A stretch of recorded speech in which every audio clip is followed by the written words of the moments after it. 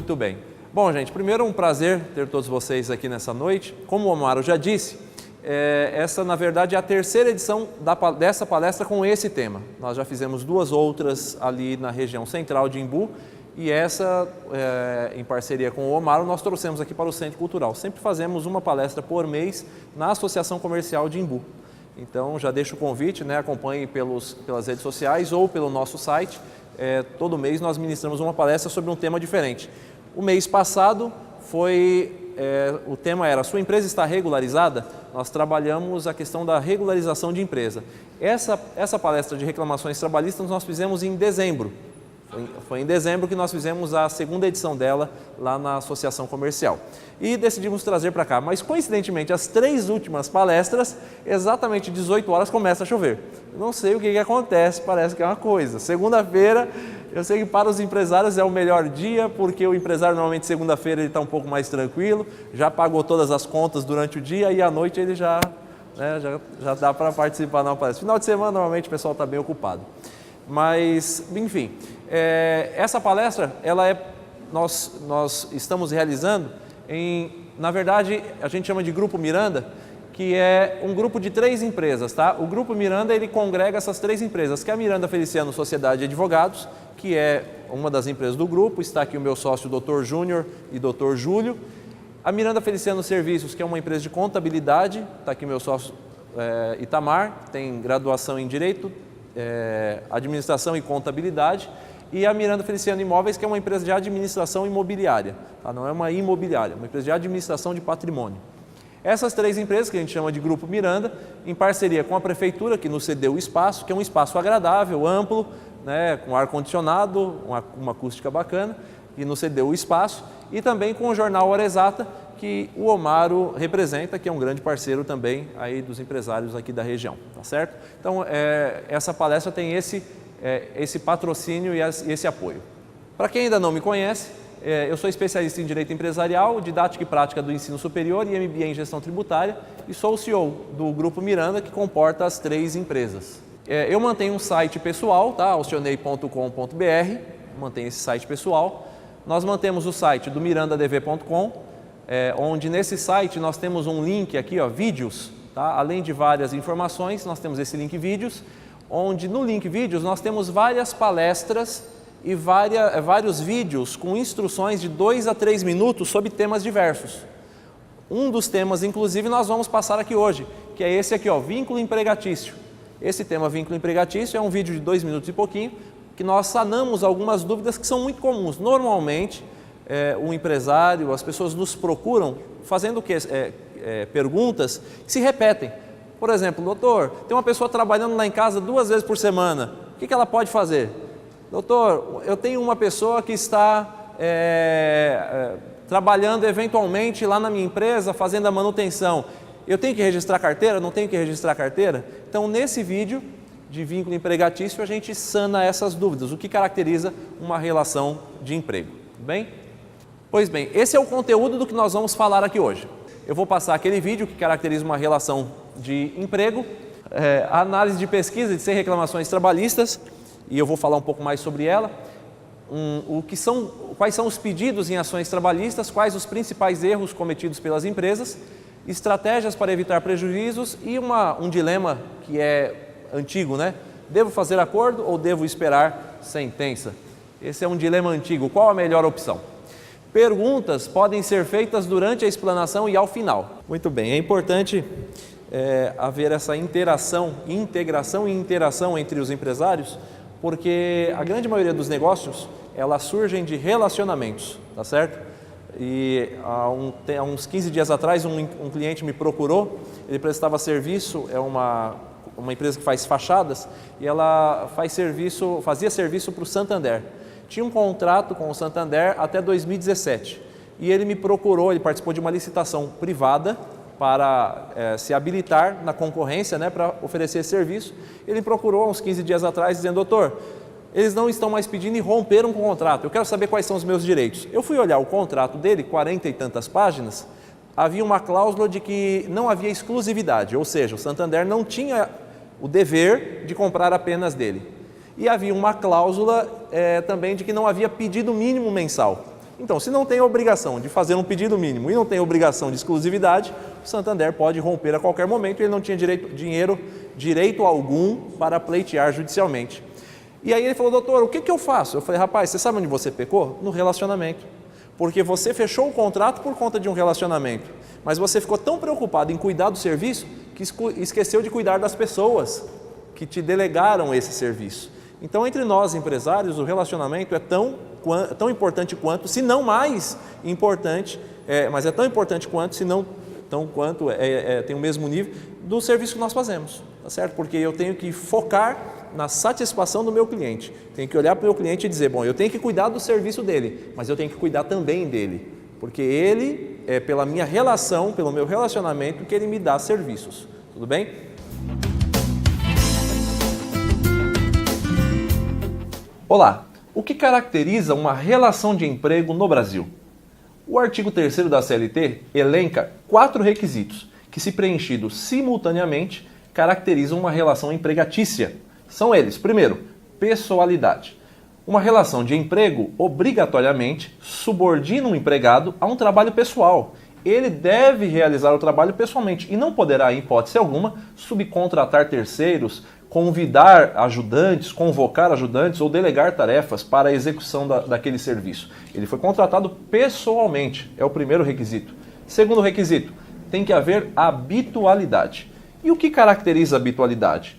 Com base na jurisprudência que se consolidou nos tribunais, a pessoa, o empregado, deve trabalhar no mínimo 3 vezes por semana e ele não depende de convocação, ou seja, naquele mesmo dia e horário, seja os dias da semana que for, ele tem que estar presente para cumprir ali a sua jornada de trabalho. Não importa que seja uma jornada inferior a 8 horas. Ainda assim, estaremos diante de uma habitualidade se houver a obrigatoriedade deste empregado estar lá naquela empresa.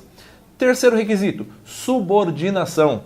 Subordinação se caracteriza pela estar sobre as ordens do empregador.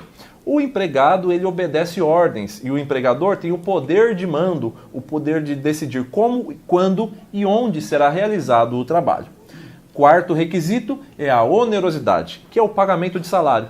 Não importa se é por dia, por hora, por tarefa, por produção, uma porcentagem sobre o valor arrecadado com vendas, enfim, havendo a onerosidade, também nós estamos diante de um dos requisitos preenchidos da caracterização do vínculo empregatício. Ou seja, em síntese, 4 elementos: pessoalidade, habitualidade, subordinação e onerosidade. Existindo esses 4 elementos simultâneos na relação de empregador e empregado, não importa a nomenclatura que se dê a essa relação.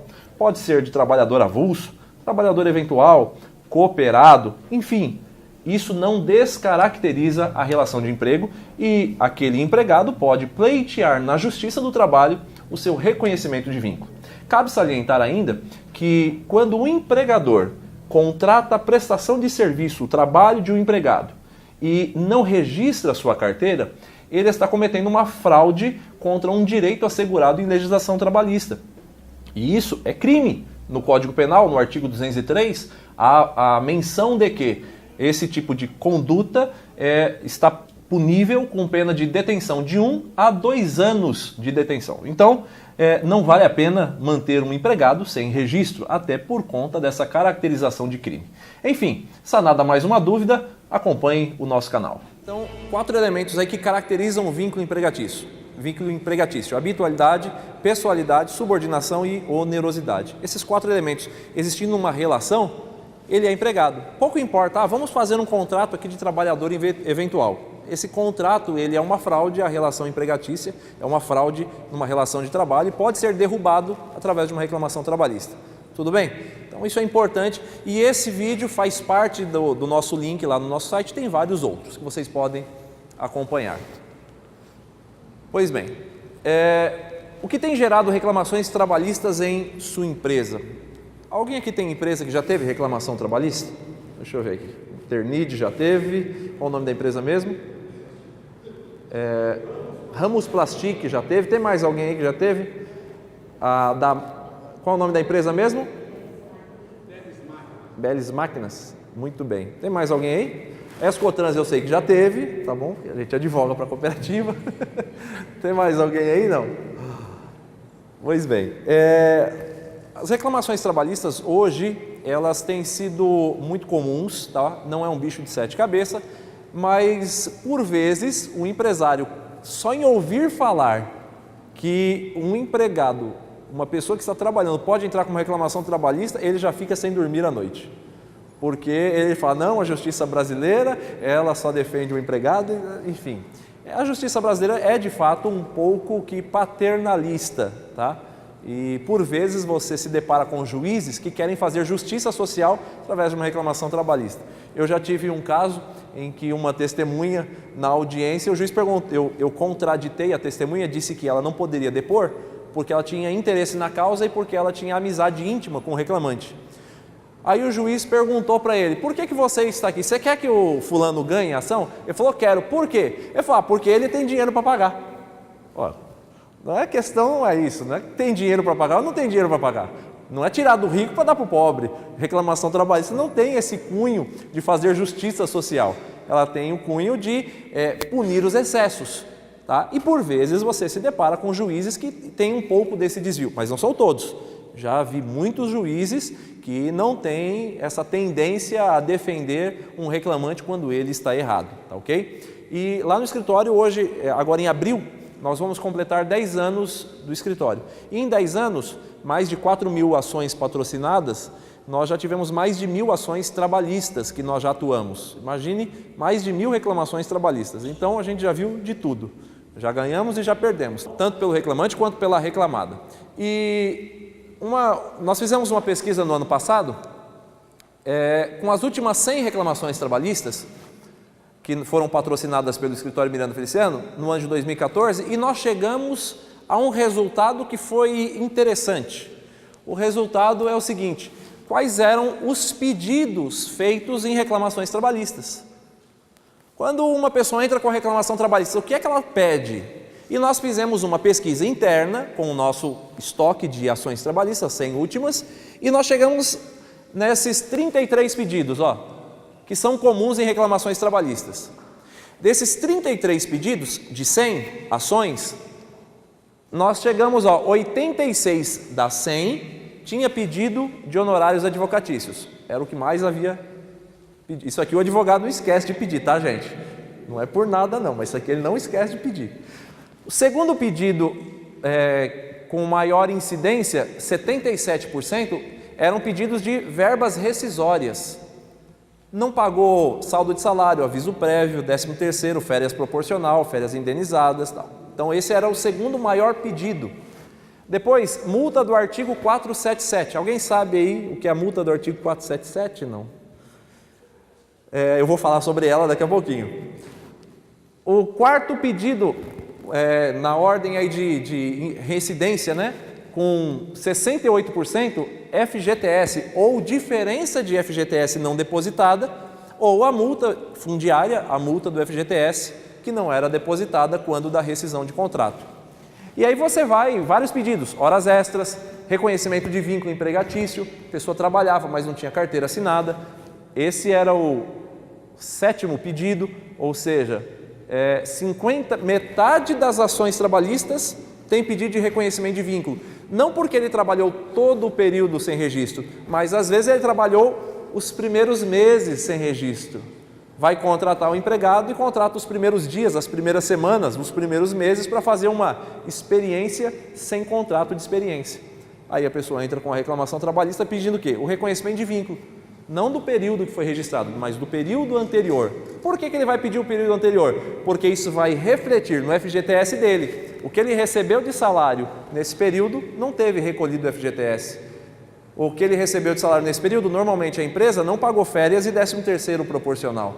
Então ele vai pedir o reconhecimento do vínculo para que ele possa ter direito às verbas decorrentes desse reconhecimento.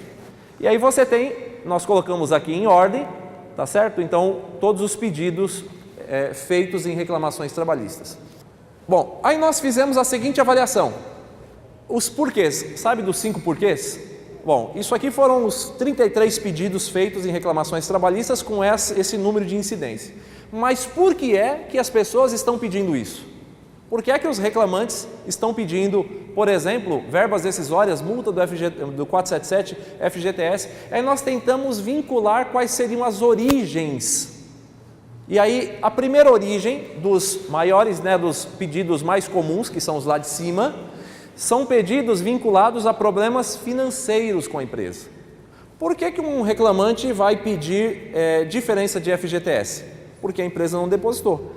Ela sabia que tinha que depositar, não sabia? Sabia. Todo mundo sabe que tem que depositar lá os 8% do FGTS. Todo mundo sabe que numa rescisão você tem que pagar lá os 40 mais 10, 50% do FGTS. Mas por que não deposita? Não é porque a empresa não quer. Às vezes é porque a empresa não consegue fazer isso, porque está com problema de caixa, fluxo de caixa. Se é para eu demitir um funcionário, pagar ele as verbas decisórias, pagar a multa fundiária e pagar a folha de pagamento do mês, qual que é a prioridade? Folha de pagamento. Então a gente coloca numa lista de prioridade. Eu preciso do pessoal trabalhando aqui, mas eu tenho que pagar o FGTS. Tem que pagar o FGTS e a folha, eu vou pagar a folha, prioridade. Então tem muitos pedidos que estão vinculados a problemas financeiros. E aí é um problema de fluxo de caixa, de capital de giro. E aí isso se deve também a fatores externos, Eu fui, antes de me tornar advogado, eu fui empresário 14 anos do ramo do comércio e serviços. Passei por problema de fluxo de caixa. Tive que se utilizar de fluxo de caixa de banco, por exemplo, em alguns períodos. É extremamente complicado para você fazer frente às obrigações mensais. E daqui a pouco você tem um problema de fluxo, não consegue, você vai fazer o quê? Primeira coisa, você vai deixar de pagar. Vamos ver quem sabe? O que a gente deixa de pagar? Primeira coisa, imposto, claro. Nosso sócio majoritário não vai fazer a retirada dele esse mês, Óbvio, primeira coisa. Tem problema no caixa, você não vai pagar os 30% do governo, Você vai falar, não, esse mês você vai segurar um pouquinho aí porque eu estou com problema, Então, e aí você vai cortando algumas, depois do imposto, o FGTS, bom, eu vou segurar esse mês, que o mês que vem está melhor, aí eu deposito com a multa, tal. Só que às vezes a bola de neve vai acumulando, daqui a pouco se torna algo insustentável. Mas esses problemas financeiros podem também sofrer o auxílio, ter o auxílio de pessoas especializadas, Às vezes você contratar uma consultoria administrativa, trazer o contador para dentro da empresa e falar, vem cá, me ajuda a fazer um fluxo de caixa, me ajuda a criar aqui um plano de contas, me ajuda a criar um ponto de equilíbrio, enfim, me ajuda a ter informações técnicas financeiras para que eu consiga criar o meu capital de giro próprio, para que eu não me depare com esse tipo de problema, tá certo? Mas esses problemas financeiros o advogado por vezes não consegue ajudar, Isso aqui é uma questão administrativa financeira de cada empresa. Então, multa do artigo 477, verbas rescisórias, demite e não paga. Por quê? Estou com problema de caixa. Não pago nos 10 dias subsequentes ou no primeiro dia útil após o aviso prévio trabalhado. Problema de caixa. Não deposito o FGTS. Problema de caixa. Não pago a multa do 467. Não pago as verbas rescisórias na primeira audiência. Problema de caixa. O funcionário pede seguro-desemprego. Por quê? Como eu não depositei o FGTS, ele não consegue sacar o seguro-desemprego, levantar o seguro-desemprego. Aí vai gerando. Responsabilidade solidária subsidiária, cria-se várias empresas, forma-se um grupo econômico, porque uma está com problema no nome, vai criar outra e aí vai. Contribuição previdenciária, deixou de recolher o INSS e pagamento por fora. Por que uma empresa paga por fora? Porque sai mais barato, óbvio, sai mais barato, então às vezes se opta em correr o risco. Então, parte dos pedidos decorrem de problemas financeiros. E aí nós vamos classificando, parte dos pedidos decorrem do controle de jornada. Aqui não é problema financeiro. Aqui normalmente o empresário não sabe o que deve fazer, por isso que ele faz errado. Para você ter uma ideia, toda empresa que tiver mais de 10 funcionários na sua folha de pagamento, ela é obrigada a manter um controle de jornada. Ou seja, é obrigada a manter um livro ponto ou manter um controle biométrico, um controle de cartão, é obrigada a manter um controle rígido, marcando horário de entrada, horário de intervalo, horário de saída. E se a empresa não mantém esse controle rígido, o funcionário, quando entra com a reclamação trabalhista, olha só que absurdo, ele entra com a reclamação trabalhista e ele diz, eu trabalhava das 6 às 10. Aí o dono da empresa diz assim, isso aqui é mentira. Isso aqui é mentira. Ele não trabalhava das 6 às 10. Tudo bem. Você vai para a audiência. Você chega na audiência, aí o reclamante não leva nenhuma testemunha. Aí você diz assim, ganhei a ação. Ó, o cara tem que provar que trabalhou das 6 às 10, só que ele não tem testemunha. Todas as testemunhas são minhas amigas. Então, não vai conseguir provar e não vai ganhar. É verdade?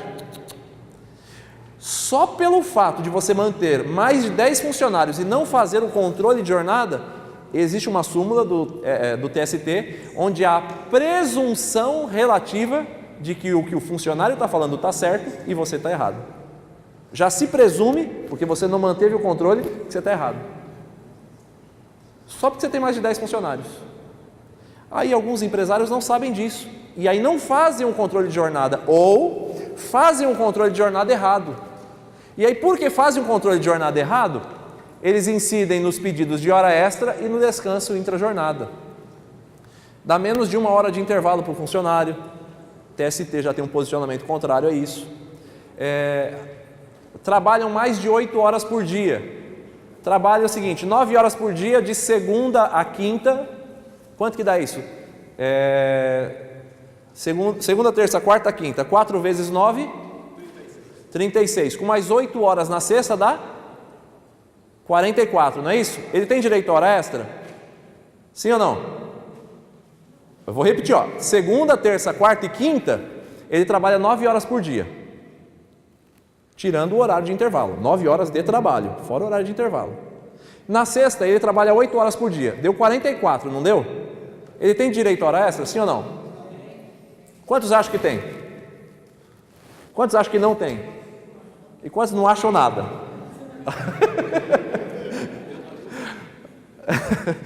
Pois bem, sabe qual que é a resposta? Tem direito a hora extra ou não tem?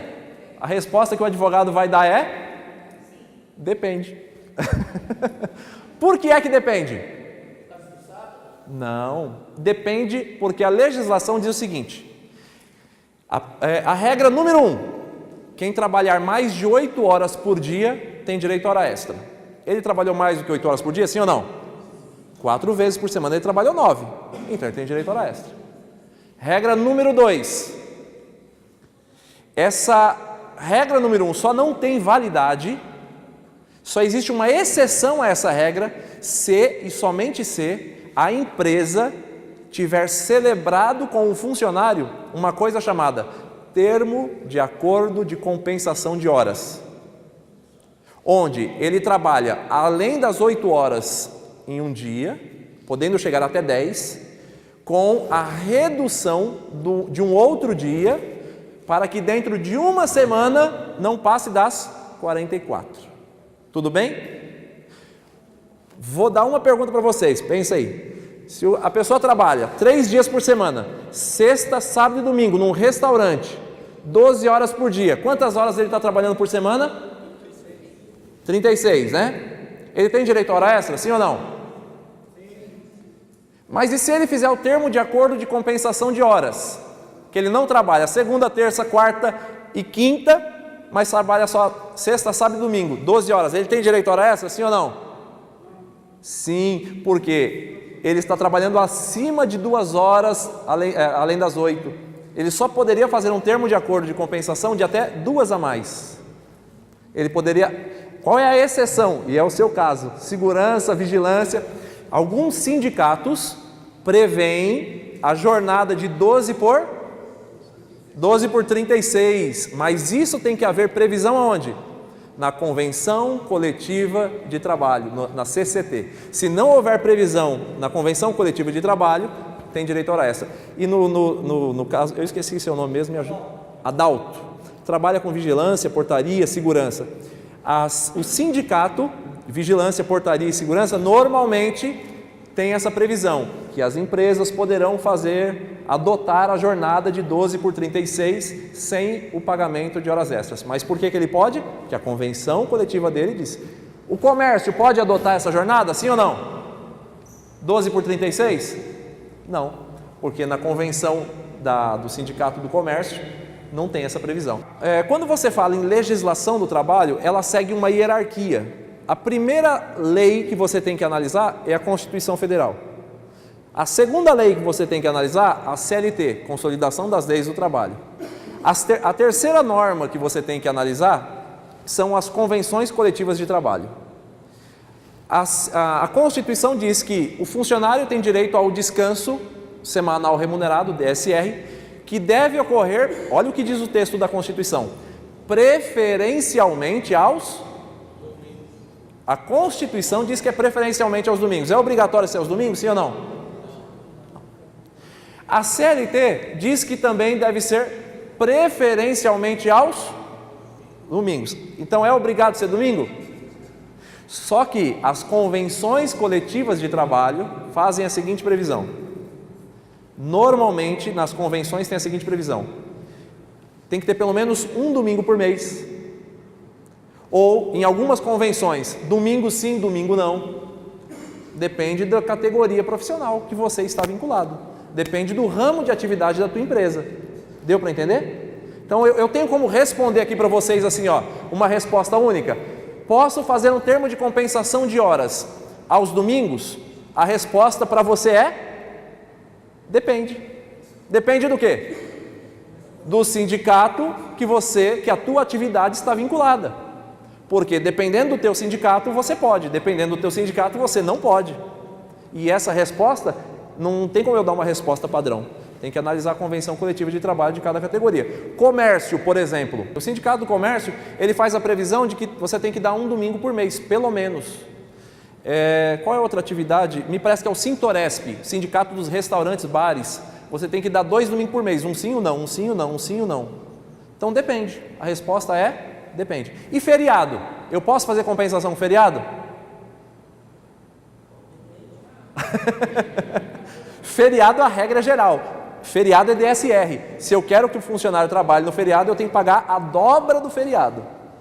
Se na minha escala 12 por 36 ele vai trabalhar no feriado, além do salário dele eu tenho que pagar mais as horas, a dobra dessas horas. Tudo bem? Pode ser de 50... Pode ser de 60, pode ser de 75, pode ser de 80, pode ser de 100%, até de 110%, depende do que? A convenção coletiva de trabalho da empresa. Tá certo? Então deu para entender primeiro Constituição, CLT, convenção coletiva de trabalho. E para cada ramo de atividade, para cada região, você tem uma convenção coletiva de trabalho diferente. É por isso, gente, que o contador, coitado, sofre. Pensa que é fácil ser contador, é? Eu tenho dó. Porque o cara tem que conhecer, o cara da empresa liga e fala assim, doutor, eu posso, fulano, eu posso fazer isso? Eu disse, espera aí, porque é tanta empresa que ele vai ter que conhecer a convenção coletiva de todas as empresas. E tem uma outra coisa, hein? Convenção coletiva de trabalho não é padrão eterno. Convenção coletiva de trabalho muda a cada 2 anos e tem um aditamento anual. Ou seja, todo ano a convenção coletiva muda.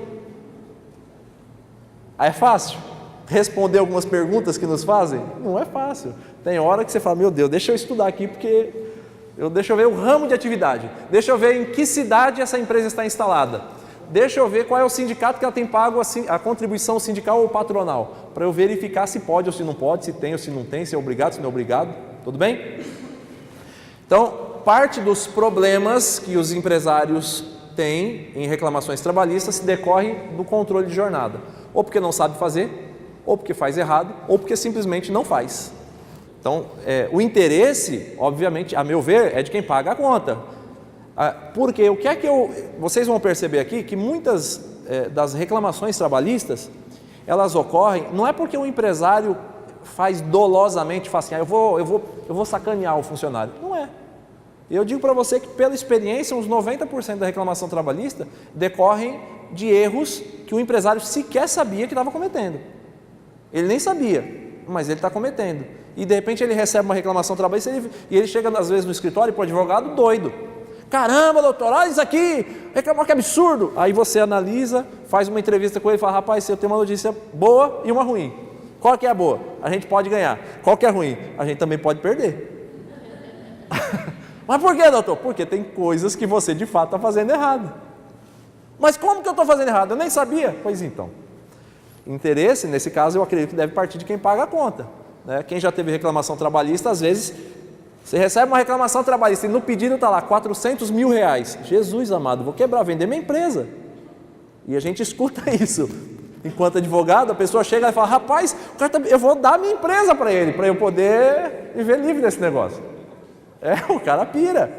Veja, existe uma instrução normativa do Ministério do Trabalho e Emprego, que diz que acima de 10 funcionários você tem que manter um controle de jornada, e esse controle de jornada tem que ser num equipamento que seja homologado pela Inmetro, para que ele tenha validade de prova, força de prova.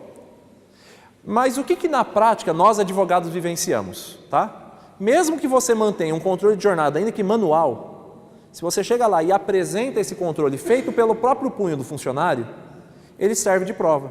Porque se o juiz vai perguntar para ele, você que preencheu esse controle de jornada? Esse controle reflete a realidade? Não. Se ele falar que não, ele vai ter que provar qual é a jornada que ele fazia então. Mas lembra que eu falei da presunção de que você está errado? Já inverteu, porque ele reconhece que fazia um controle de jornada de próprio punho. Agora, o que não pode ter é um controle de jornada que a gente chama britânico. O que é o controle de jornada britânico? Ele entra das 9, sai ao meio-dia, volta às 13 e sai às 18. Todo santo dia, 22 dias por mês. Pode isso, gente? Quando o juiz chega lá e olha aquele controle de jornada, das 9 às 12, das 13 às 18, das 9 às 12, das 13 às 18, sábado, das 9 às 12, das 9 às 13, pronto. O juiz chega aqui e fala, rapaz, você fazia controle de jornada? Fazia, mas esse aqui não vale não. Britânico, inversão do ônus da prova. O juiz pode até inverter, não é nem o reclamante que vai ter que fazer prova, é você que vai ter que provar que o que ele falou na petição inicial não é verdade. Deu para entender? Então, o controle de jornada, e muita gente perde pedido de horas extras, intra-jornada, porque faz errado, porque não faz, e muitas vezes porque não sabe fazer corretamente. Principalmente o cálculo. Hora noturna. Você sabe como é que calcula a hora noturna? Você que trabalha com questão de jornada noturna, isso é uma guerra. Das 10 às 5 da manhã.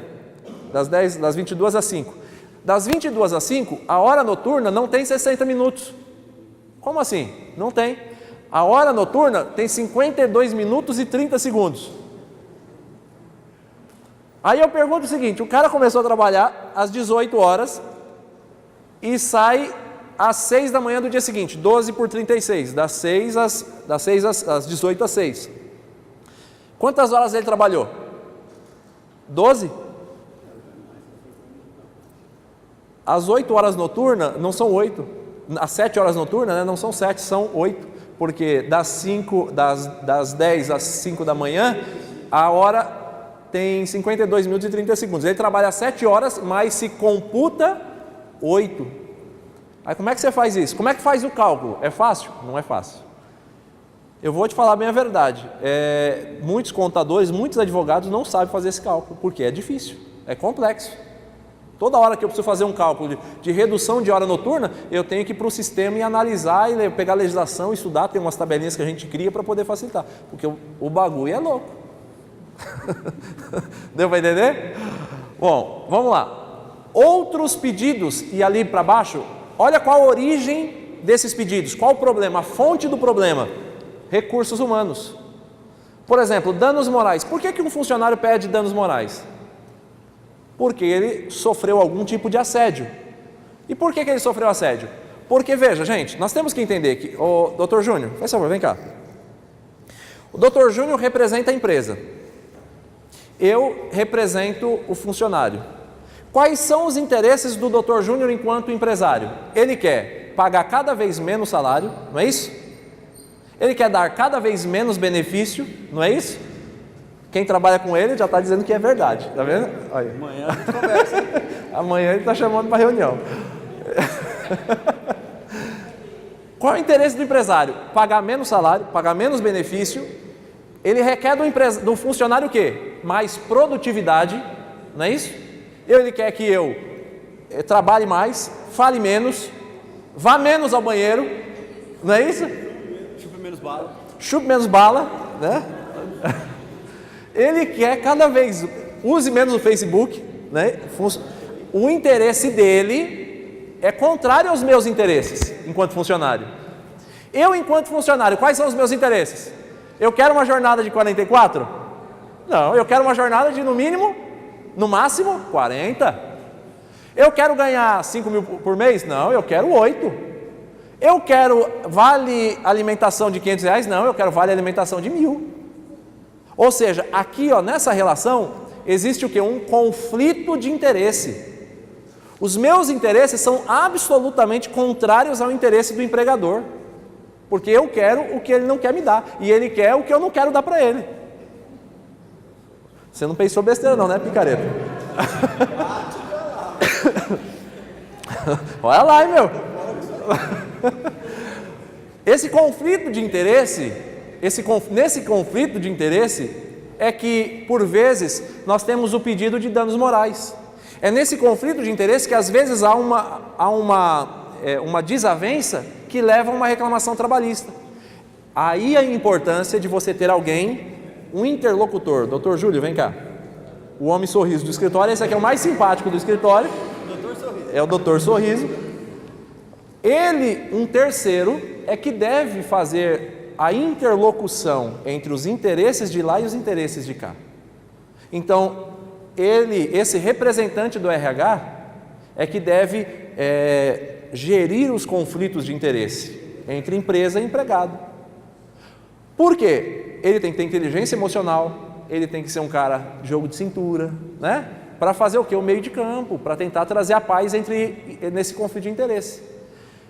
Quando essa pessoa não existe, volta lá, e a relação é direta aqui, tem um conflito, o que acontece? Se ele é paraibano, pernambucano, cearense, baiano, ele fala, vai caçar seus direitos se ele é sangue quente, ele fala, vai plantar batata, e eu não vou te pagar nada, procura seus direitos. E aí gera uma reclamação trabalhista que pode ser desnecessária. Quando existe esse interlocutor no conflito de interesse, ele é aquele que passa um pano, que tenta resolver, ajustar e evitar problemas de reclamações trabalhistas. Essa pessoa, ela é essencial, essa pessoa de recursos humanos, para evitar esses pedidos e, mais do que isso, para sanar a dúvida do funcionário. Ela tem que ter o conhecimento para sanar a dúvida, né? Fazer o meio de campo. E caso ele não consiga, funcionário está aqui reclamando com ele, ele leva o anseio dele para o jurídico, para o contábil, para o dono da empresa, e há um conflito e não consegue sanar. Se eu estou insatisfeito com ele, eu tenho uma instância superior de recurso. Ele sai e entra quem? O dono da empresa, e faz o papel do bonzinho. Rapaz, vamos esquecer isso aí, vamos parar de brigar. Vamos levar esse lado pessoal, não. Vamos fazer o seguinte, vamos fazer as partes. Quanto é que você está? Você quer 2.000? Não, rapaz, vamos fazer o seguinte, você acha que você tem direito a 2, o contador disse isso, o jurídico, vamos fazer um acordo aqui, vamos acabar com esse problema. Entendeu? Ele faz o papel do bonzinho, e esse interlocutor aqui é que gera os conflitos de recursos humanos. Obrigado, Júnior. Pois bem, e tem um aqui que é um pedido vinculado à atuação. Esse aqui, por isso que é o principal pedido. Essa turma aqui, gente, não tem como fugir dele, tá? Essa raça aí não vale nada. Eu costumo dizer porque eu faço parte da quadrilha. É terrível. Advogado, ele sempre vai pensar, é o principal pedido. Quando eu vi isso aqui, eu fiquei assustado. Falei, caramba, mas ele esquece de pedir qualquer coisa, mas os honorários ele não esquece de pedir. E às vezes honorários 30%. Isso é um absurdo, né? 30%. O doutor Júnior, que uma vez foi fazer uma audiência, e o juiz disse para ele o seguinte, o juiz do trabalho: doutor, é difícil fazer o acordo porque vem um advogado aqui e ainda quer dar uma garfada de 30%. Olha que absurdo. Vamos analisar agora pedido por pedido, dos mais pedidos para os menos pedidos, algumas informações que são relevantes. O que é pedido, normalmente a gente está aqui nos slides, o que é pedido, por que é pedido e o que a gente pode fazer para mudar. Primeiro, pedido de honorários advocatícios. Ele só é devido a advogados do sindicato, e o juiz vai fixar de 10% a 20%. O advogado privado, ele até pede uma coisa chamada indenização por honorários advocatícios, mas na prática o tribunal tem ido na linha de que não é devido ao advogado particular. Tá? Então, na prática, quando você vê lá aquele pedido, honorários de advogado, na prática que não é devido. Ele pede porque pede, mas na prática o próprio advogado faz o pedido sabendo que não vai ganhar. Agora, existe uma corrente no tribunal que começou a deferir, a dar honorários a título de indenização por perdas e danos. Para que o advogado ganhe isso, ele tem que entrar com a reclamação trabalhista, ele não pede honorários. Ele pede indenização por perdas e danos, com base no artigo 926 e 186 e 927 do Código Civil, e junta cópia do contrato de honorários, dizendo, porque a empresa não pagou as verbas corretamente, o reclamante teve um prejuízo de honorários de 20% a 30%, e ele prova isso com contrato de honorários. Com esse pedido e a prova documental do contrato, eu já vi juízes que deram e o tribunal que manteve, mas é uma condição, eu vou usar um termo técnico, condição sine qua non, condição que não pode ser mudada, que haja cópia do contrato de honorários. Não tem, o reclamante vai perder. Tem, pode ganhar, depende do juiz e depende do tribunal, tá? Mas já há pedidos que deferem. Próximo, verbas rescisórias. O que é pedido? Normalmente porque não houve o pagamento, demitiu e não pagou nada. Qual é a regra? As verbas rescisórias devem ser pagas até o 10º dia após o aviso prévio indenizado. Coincidentemente, hoje eu demiti uma funcionária. Quanto que eu devo pagar as verbas rescisórias dela? Hoje eu demiti uma funcionária no escritório. Quanto que eu devo pagar? Em 10 dias. E se eu desse o aviso prévio trabalhado para ela? Estou te avisando hoje que você vai ser demitida daqui 30 dias. Está aqui o aviso prévio. Quando que eu tenho que pagar quando que eu tenho que pagar as verbas rescisórias dela? Aí a segunda aqui, 1º dia após o vencimento do aviso prévio trabalhado, ou estou com um contrato de experiência de 90 dias. Fechou o contrato de experiência, fecha amanhã. Eu hoje digo para ela, você não precisa vir trabalhar amanhã, está demitida. Não vou prorrogar o seu contrato de experiência. Quando que eu devo pagar as verbas rescisórias? 1º dia útil após o término do contrato. Então a regra é 10 dias se o aviso prévio for indenizado, ou 1º dia após o término do contrato, ou 1º dia após o aviso prévio trabalhado. Isso aqui, no meu caso eu vou indenizar, então é daqui 10 dias. Se eu tivesse avisado ela hoje que ela vai trabalhar 30 dias e eu vou demiti-la, ela trabalhou o 30º dia, no 31º eu tenho que pagar as verbas rescisórias. Não é 10 dias após os 30, é no 1º dia útil subsequente. 1º dia, no 91º dia tem que pagar. Deu para entender? É muito comum o empresário às vezes jogar, eu dei o aviso prévio trabalhado, é 10 dias do final do aviso. Se atrasou, vai pagar uma outra multa lá que a gente vai ver, artigo 477 da CLT. Essas são as regras, então eles pedem verbas rescisórias pelo não pagamento e deve ser pago nessas datas. E uma outra questão que é importante, a homologação. Gente, a homologação ela é essencial para a liberação de 2 direitos trabalhistas. Se eu não homologo a rescisão, as verbas rescisórias, 2 direitos trabalhistas ele não consegue gozar dos direitos. Quais são? Seguro-desemprego e sacar o fundo de garantia. Agora, a homologação, ela só é obrigatório para funcionários com mais de 1 ano. Funcionário, então, olha a regrinha da homologação, é para liberação do seguro-desemprego e FGTS. Se eu não homologo, não libera seguro e não libera FGTS. Não é obrigatório para funcionários com menos de 1 ano. Demitiu o funcionário, tem menos de 1 ano, eu não preciso passar no sindicato. Paga aqui, assina, toma o teu TRCT, toma a tua guia CD, comunicação de dispensa, e toma a chave de conectividade para a liberação do seguro-desemprego do FGTS, não precisa nem passar no sindicato. Ele já pode ir lá na caixa, dar entrada no fundo de garantia, ele pode ir no PAT, dar entrada no seguro-desemprego, acabou o problema. Agora, funcionário que tem mais de 1 ano, é obrigatória essa homologação. Onde ela deve ser feita? No sindicato ou na Delegacia Regional do Trabalho. E algumas pessoas me perguntam constantemente isso. Pode ser no tribunal arbitral?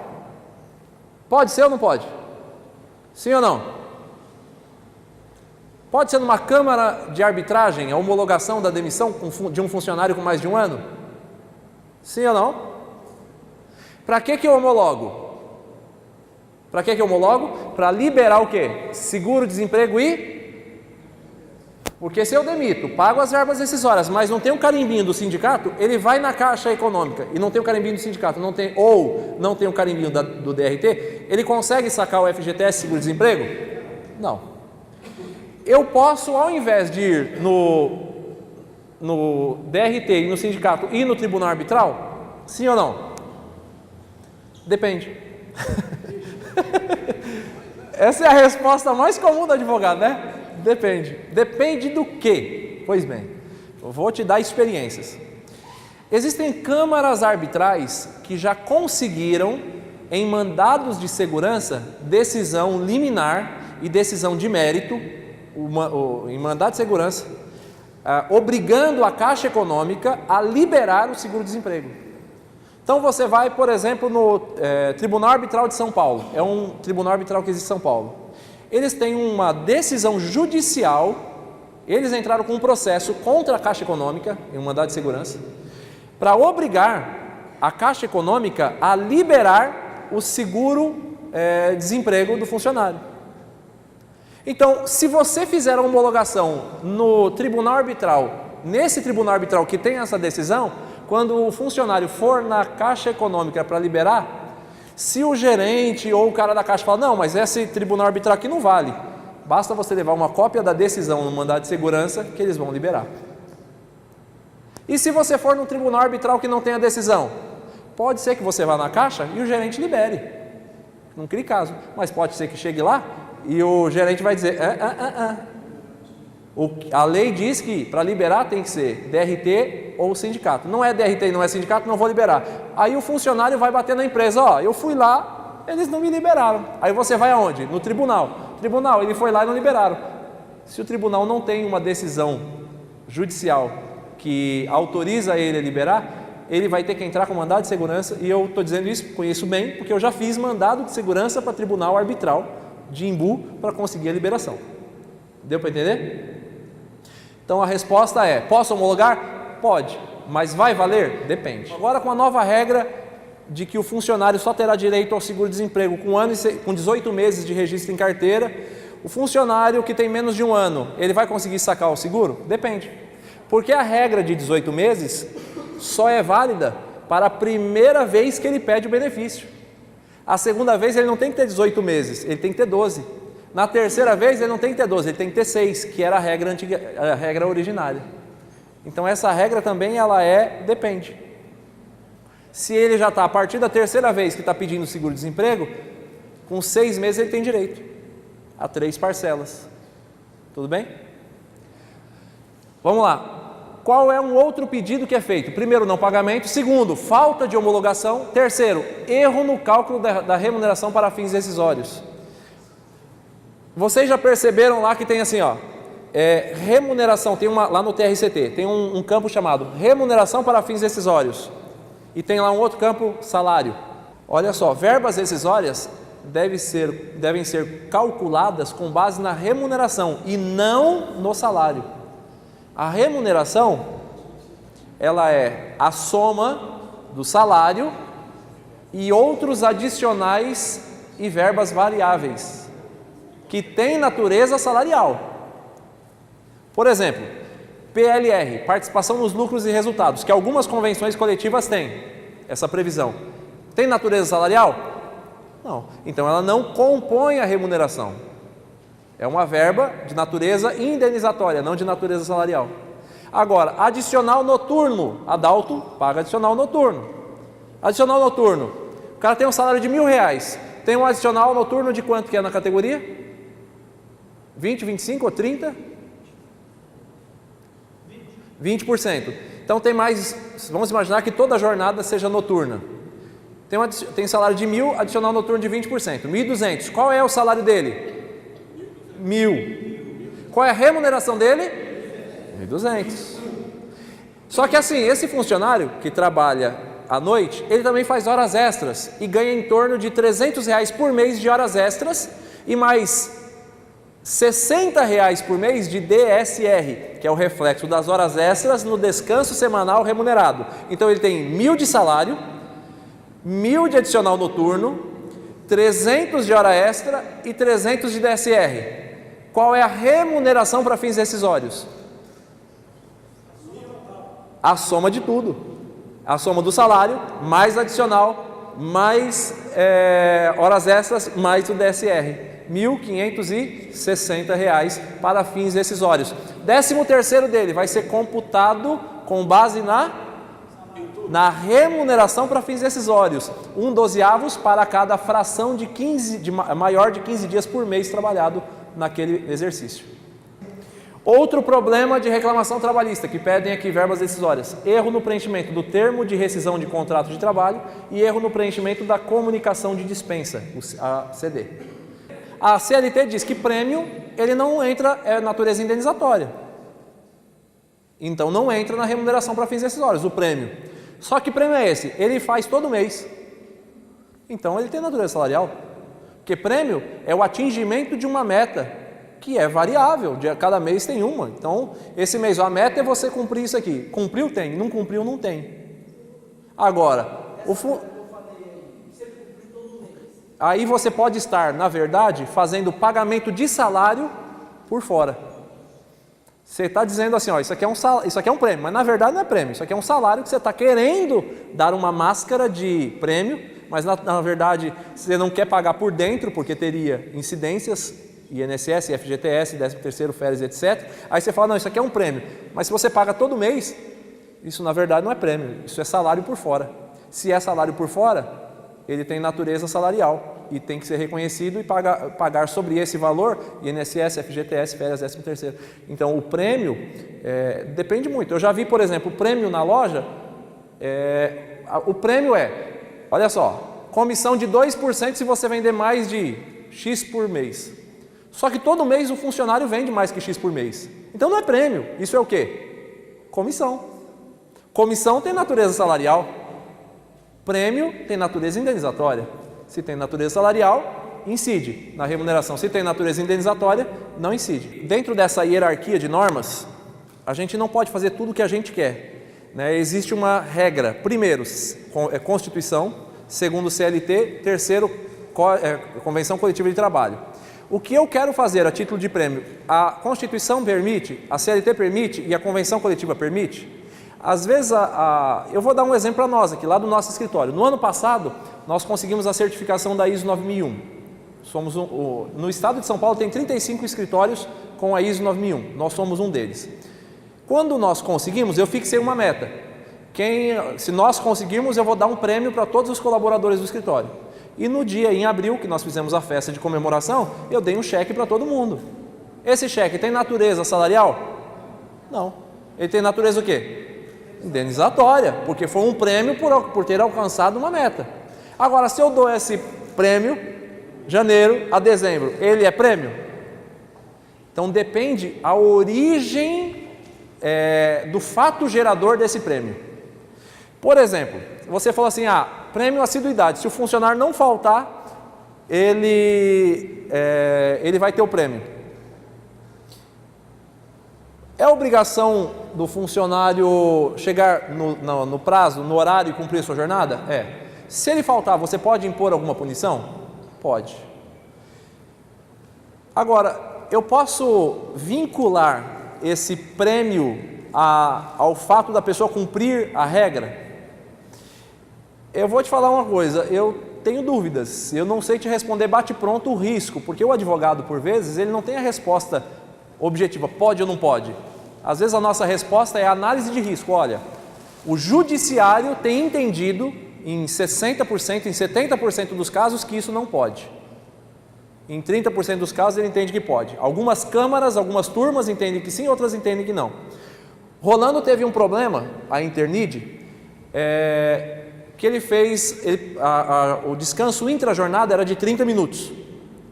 A CLT permite o descanso de 30 minutos. Desde que seja homologado pelo sindicato, publicado no Diário Oficial e etc, etc, etc. Ele fez isso, começou a gerar um monte de reclamação trabalhista. Aí ele vai e se defende. Ele perde em primeira instância, porque a maioria dos juízes de primeira instância entendem que não, filho, menos que 30 minutos tem que pagar 1 hora inteira, adicional de intrajornada. Aí ele fala, então eu perdi em primeira instância, esse juiz não sabe o que está fazendo, eu vou recorrer para o tribunal. Aí ele vai recorrer para o tribunal. Qual é o valor do depósito recursal? R$ 7.300, R$ 7.400. Aí ele, empresário, me consulta: doutor, posso fazer um descanso intra-jornada? Se eu fizer uma de 30 minutos, eu vou dizer: Rolando, é o seguinte, se você fizer isso, qual é o teu risco, a minha análise de risco? Muitos juízes de primeira instância dão esse tipo de pedido, e você vai ter que recorrer para o tribunal, e cada reclamante que entrar, você vai ter que fazer um depósito de R$7.400, e você corre o risco de perder em segunda instância, e ter que recorrer para o TST, mais R$7.400. Vale a pena depositar num processo R$14.000, deixar isso lá parado 3, 4 anos, só por causa de uma jornada de 30 minutos ou de 1 hora? Eu posso até ganhar no tribunal, mas o custo processual é muito alto, não vale a pena. Deu para entender? Então, essa questão aí que você está falando, eu posso fazer isso? A meu ver, você corre risco do funcionário pedir o reconhecimento desse valor de prêmio como salário por fora. Aí a gente tem que fazer uma análise de risco da tua situação, se vale ou não a pena, quanto isso incidiria na tua folha e quanto você vai estar correndo de risco em fazer dessa forma. Deu para entender? É porque não tem outro jeito. Tem coisas que não dá para responder bate-pronto. Às vezes o risco processual não vale a pena. Quem fazia isso lá no Imbu? Liotécnica, né? Não. Arbame. A empresa Arbame fazia descanso intra-jornada de 30 minutos. Quantas ações nós entramos contra a Arbame? Umas 10 ações. E sabe o que acontecia com a empresa? Eu entrava pedindo intra-jornada, a empresa: doutor, eu vou ter que fazer depósito recursal para mandar para o tribunal. Faz o seguinte, vamos fazer um acordo aqui de 3, 4 mil? Vamos. Deu para entender? Eu vou mandar para o tribunal e eu corro o risco de perder lá. Só que, só por causa disso, choveu de reclamação trabalhista contra eles. Então não vale a pena correr o risco. Tem coisa que não vale a pena correr o risco, porque acaba se tornando um atrativo para a reclamação trabalhista. Porque toda empresa que tem 30 minutos e o reclamante vai no advogado e ele olha na entrevista: quanto tempo de intervalo você tinha? 30 minutos? Ele nem pergunta mais nada, ele fala: vamos fechar o contrato que a gente tem verba para receber. Entendeu? Porque aquele fato é um atrativo, é uma isca para a reclamação trabalhista. Aquilo acaba fomentando as reclamações. Certo? Então, às vezes, não vale a pena correr o risco. Multa do artigo 477. Como eu disse, verbas rescisórias devem ser pagas primeiro dia útil após o término do contrato, ou primeiro dia útil após o aviso prévio trabalhado, ou 10 dias após o aviso prévio indenizado. Não pagou nessa data, existe a previsão no artigo 477, parágrafo 2º da CLT, de que é devido um salário, uma multa de um salário pelo pagamento fora do prazo. Atrasou um dia, o cara já tem direito a um salário. Isso aqui é simples, vê a data do aviso prévio e vê a data do depósito ou da assinatura do recibo. Está fora do prazo, o advogado não faz milagre. A gente já chega em audiência perdendo. Não tem, o advogado não faz milagre. Não consegue mudar as datas, né? Alguns clientes às vezes querem mudar o recibo, né? A gente não consegue fazer isso mudar. Multa do artigo 467. Mandei o funcionário embora hoje, não paguei as verbas rescisórias em 10 dias e disse para ele: meu filho, estou com um problema de caixa. Entre pagar minha folha de pagamento e pagar as tuas verbas rescisórias, eu vou pagar a folha. Procura um advogado e entra com a reclamação trabalhista. Verbas rescisórias dele deu 10 mil. Na audiência inaugural, na primeira audiência, eu já tenho que pagar à vista as verbas rescisórias. Porque se eu não pagar, o juiz vai me condenar a multa de 50%. Era 10, agora não é mais 10, agora é 15 mil. Porque era verba rescisória, era verba incontroversa. Diferente, hora extra, a gente vai discutir se tem ou não direito. Adicional de insalubridade, periculosidade, pagamento por fora, a gente vai discutir se tinha ou não direito. Mas verba incontroversa, eu tenho que pagar na primeira audiência. Senão, além do que o juiz vai me condenar daquela verba, uma multinha de 50%, e a multa é alta, 50% sobre aquelas verbas. Perfeito? E o que é considerado verba incontroversa? Saldo de salário, 13º, férias, aviso prévio. Tudo bem? Horas extras. É um dos pedidos mais comuns. Veja que faz parte aqui na lista, ele é um dos primeiros. Pedem horas extras de no mínimo 50% sobre a hora normal e reflexo, 100% em domingos e feriados, ou outro índice com base na convenção coletiva.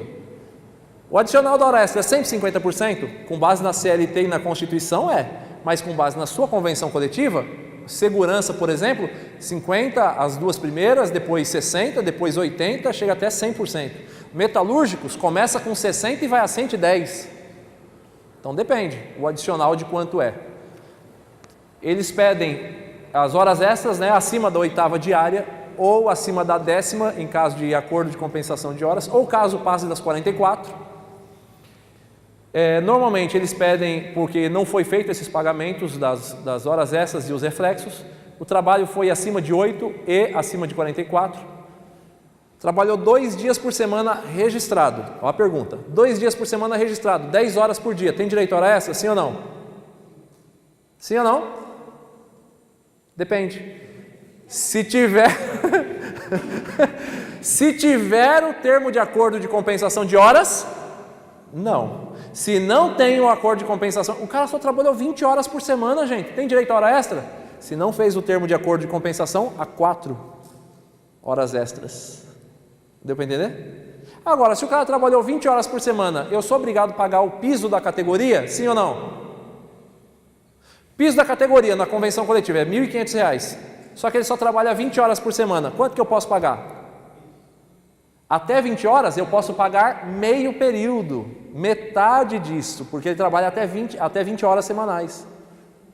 Então, eu posso, com o cara trabalhando 2 vezes por semana, 10 horas, não pagar hora extra e não pagar o salário integral. Desde que eu faça o quê? O registro na carteira, fazendo menção de que é meio turno, e faço um termo de acordo de compensação de horas. Não registrei a carteira para colocar meio turno e não fiz o termo de acordo de compensação de horas, o piso dele vai ser a jornada integral, 1.500, e a hora extra vai ser de 4 por semana. Deu para entender? É só um documento, termo de acordo. Gente, é uma folha, termo de acordo de compensação de horas. A maioria dos contadores mandam esse documento, para a empresa colher assinatura. E por vezes esse documento chega na mão do advogado para fazer a defesa sem a maldita da assinatura. A gente quer morrer, porque a gente fala: cara, por que você não pegou a assinatura desse documento? Mas não pegou e agora vai fazer o quê? Vai falsificar a assinatura do funcionário? Ou vai lá falar com ele: ô funcionário, faz o seguinte, lembra aquele dia que eu te contratei? Então, eu esqueci de colher a assinatura, pode assinar para mim? Dá para fazer isso? Não dá, entendeu? Então, isso tem que ser assinado. Falta do termo de acordo de compensação, falta do controle de jornada, é obrigatório para mais de 10 funcionários, falta de banco de horas homologado. A empresa implanta um banco de horas, pode? Sim ou não? Pode. Mas o cara vai trabalhar mais do que 44 horas por semana e não vai receber hora extra. Pode? Pode. Desde que ele tenha um banco de horas homologado. Ou com autorização da Convenção Coletiva de Trabalho. Não tem autorização da Convenção Coletiva de Trabalho e não tem homologação, não pode ter banco de horas. Certo? Limite de 2 horas extras por dia. E existem algumas jornadas específicas, de 12 por 36, que tem a previsão na convenção coletiva. Eu só posso adotar essa jornada de 12 por 36 se a convenção coletiva me autorizar. Tem convenção coletiva que não fala nada. Se ela é omissa, eu não posso. Se eu adotar, eu tenho no mínimo 2 horas extras aqui, ainda que eu tenha um termo de acordo de compensação.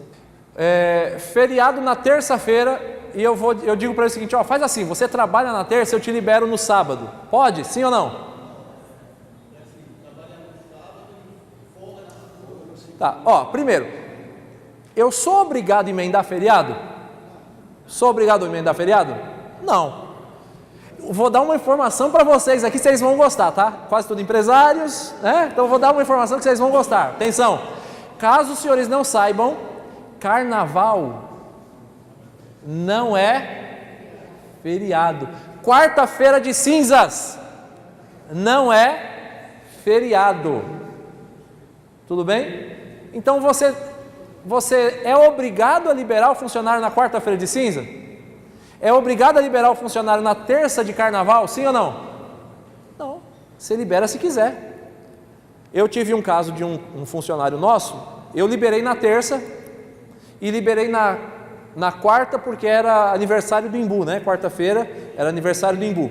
Então nós liberamos na terça e liberamos na quarta. Segunda-feira eu não tinha obrigação nem da terça, quarta eu tinha obrigação por lei, terça eu não tinha. E segunda também não tinha. O que eu fiz? Chamei todo mundo e falei, gente, vou propor algo para vocês. Libero segunda e terça, quarta eu sou obrigado, libero segunda e terça, porém, a gente trabalha quinta, sexta e sábado. Vocês concordam? Concordam. Então assina aqui um termo de acordo de compensação. Então, eu assinei um termo de compensação onde eu troquei a segunda e a terça pelo sábado, porque sábado seria DSR para eles. Não tem que pagar hora extra. Tá? Agora, eu posso trocar um feriado por um outro dia? Não. Feriado é DSR. Se você quiser que o funcionário trabalhe no feriado, ele tem direito à dobra. Feriado eu não posso. Tá certo? Reconhecimento de vínculo. Esse é aquele vídeo que eu passei no início. É empregado, toda relação de trabalho que possua onerosidade, pessoalidade, subordinação e habitualidade. Às vezes o funcionário entra com pedido não reconhecendo o período inteiro, mas reconhecendo um período anterior, trabalhou alguns dias sem registro. Ou uma roubada. Gente, o cara trabalha, ele começou a trabalhar e trabalhou durante o mês mais de 15 dias. Tá? Então ele começou, vamos imaginar aqui em janeiro, mais de 15 dias. Começou no dia 15, trabalhou 17 dias, 31. Tudo bem? Janeiro trabalhou 17 dias, não registrei. 1º de fevereiro eu registro. Ele trabalha fevereiro, março, abril e maio, 4 meses registrados. Aí eu demito ele, presta atenção, eu demito ele com base e dou um aviso prévio trabalhado de 30 dias. Então ele trabalhou 4 registrados, mais de 15 dias aqui sem registro, num mês, e aí você formou 5 meses de registro, com base no aviso, ou no aviso prévio indenizado, avisado ou trabalhado. 4 mais 1 do aviso prévio indenizado trabalhado, 5, só que ele ficou 15 dias sem registro. Daria 6/12. Esses 6/12, ele só tem 4 de registro mais 1, que é o reflexo do aviso.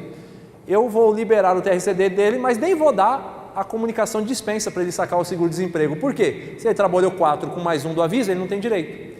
Ele entra com a reclamação trabalhista para pedir o reconhecimento do vínculo daqueles 15 dias. Você sabe qual é o reflexo disso para a empresa? Se ele prova que trabalhou os 15 dias, vai dar 6 meses, não vai? Se der 6 meses, a empresa, ele teria direito ao seguro-desemprego, de 3 parcelas do salário, R$1.000 o salário dele. Como a empresa não recolheu o FGTS daqueles 15 dias, a empresa causou um prejuízo ao funcionário por obstruir o direito ao acesso ao seguro-desemprego. O que o juiz vai condenar? A empresa a indenizar o funcionário pelas 3 parcelas do seguro-desemprego. Tudo por quê? Por 8% de 15 dias de trabalho. Mas doutor, eu não registrei esses 15 dias, sabe por quê? Porque ele demorou para trazer o documento para mandar para a contabilidade. Então faz o seguinte, meu filho, olha, eu quero te registrar amanhã, está aqui a lista, vai lá e traz todos esses documentos amanhã, que você começa amanhã. Se ele não trouxer, você não começa com ele amanhã. Porque enquanto ele está querendo trabalhar, ele vai até na China buscar o documento. Depois que ele começou a trabalhar, ele não vai na esquina buscar a carteira. Deu para entender? Então você tem que colocar, é condição, me traz esses documentos para você começar a trabalhar. Agora eu pego o cara, começo a trabalhar e falo, traz os documentos, ele demora 30 dias para trazer os documentos. Você manda para a contabilidade vai registrar retroativo? Ela já fechou a folha. Ela vai ter que alterar tudo. O que ela vai fazer? Registrar no 1º dia útil do mês seguinte. Para não dar trabalho para ela, para não dar multa para você. Aí quem é que vai sofrer as consequências depois? O empresário. Então, gente, cria um checklist. Vai registrar um funcionário? O que você faz? Você fala, ó, antes de começar, passa na contabilidade e leva todos os documentos. Depois que tiver tudo ok, você começa. Ou você mesmo já dá a lista para ele. Traz tudo isso aqui, que aí você começa amanhã. Não trouxe? Não começa. Fala, Rolando. Era isso aí? Tá? Então, por favor. Descanso intrajornada. Eles pedem o pagamento de 1 hora extra por dia. se pela supressão do descanso intrajornada de 1 hora. Deu menos de 1 hora de intervalo por dia, o juiz vai te condenar a pagar 1 hora extra. Gente, ele teve no controle de jornada 45 minutos de intervalo. Quanto que você tem que pagar para ele? 1 hora extra, um adicional de 50%. É para lascar, né não? Então vamos dar 1 hora e vamos registrar isso no controle de jornada, para não ter problema. É uma coisa tão simples, mas se não fizer, é o que vai. Aí não adianta chegar lá com o juiz com o controle de jornada sem o descanso entre a jornada e falar, ó, doutor, mas ele fazia. Fazia, filho? Então prova. Não provou? Vai pagar. Seguro-desemprego. Então eles pedem seguro, eles pedem a indenização pelo não recebimento de seguro. Em caso de ausência de registro, a empresa que tem que indenizar as parcelas do seguro. Em caso de registro de período parcial, que não deu os 6 meses, ou agora 18, né? Pedem que a empresa indenize. Registrei a carteira, mas não recolhi o FGTS. Na reclamação, além de ele pedir os depósitos com a multa, ele vai pedir a indenização de seguro. Por quê? Porque ele não consegue sacar o seguro-desemprego se não tiver depositado o FGTS. Falta de homologação para liberação. Não demitiu e não homologou, também não consegue. A empresa acaba sendo condenada a indenizar o seguro por questões burocráticas. A ausência de um carimbo, por exemplo, e vai ter que pagar.